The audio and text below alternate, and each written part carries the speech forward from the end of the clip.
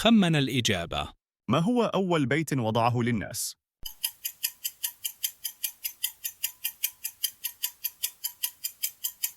الإجابة هي الكعبة الشريفة.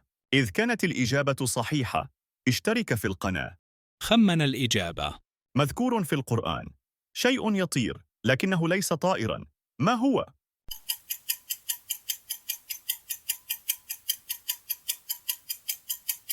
الإجابة هي الريح. إذ كانت الإجابة صحيحة، اشترك في القناة. خمن الإجابة. ما هي السورة التي تسمى عروس القرآن؟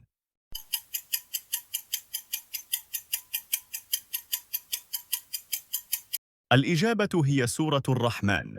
إذ كانت الإجابة صحيحة، اشترك في القناة. خمن الإجابة. ما هو الشيء الذي يراك وتراه، لكنه لا ينطق إلا يوم القيامة؟